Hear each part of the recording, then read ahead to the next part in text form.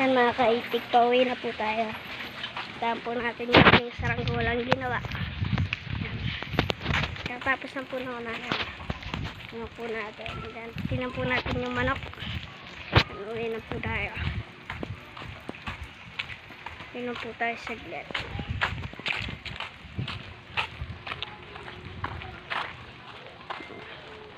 Tingnan po tayo. Ito yung sa natin saranggola po. Ayan. Nakasabit po. Bakit lang po. Papakita ko. Pero ayan, nakasabit. Tapos dito po yung ating isa. Ayan po. Ito po yung ating isang saranggola. Na mamaya lang po papabalatan.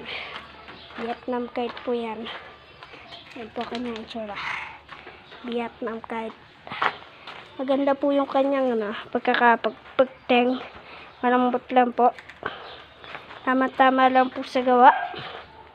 Yan po yung kanyang buntot. Sakto lang po sa lambot. Yan. Sakto lang po.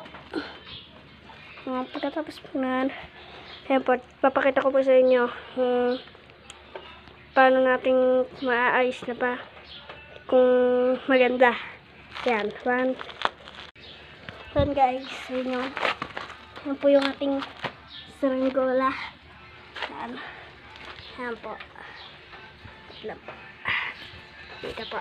Yan. Ito po yung ating saranggola ginawa. Yan na kite. Yan po yung ating aking supportahan niyo po ako. Yan po.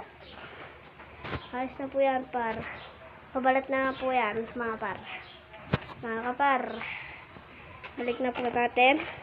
Pakita ko po sa inyo yung isa po nating saranggola na ayusin pa po yung kanyang paulo. Sukitin po natin. Wala pa po mga pabalat yan. Yung isa po bumaksak po kasi kaya po natanggal pabalat po nito. Hindi po naging patay kaya po mamaya po ayusin po natin. Yan. Sukitin na po natin. Habang pong ito naman po sungkatin. Ayan na po. Sukitin na po natin. Ayan na, malalagdag na. Sasabit pa, sasabit. Ayan na po, nakuha na po natin. Ayan. Ay, naraglag po, natanggal po yung paulo. Tanggal po yung kanyang paulo. Ito po yung ating pinagawa po sa atin, pero hindi na po ikinuha.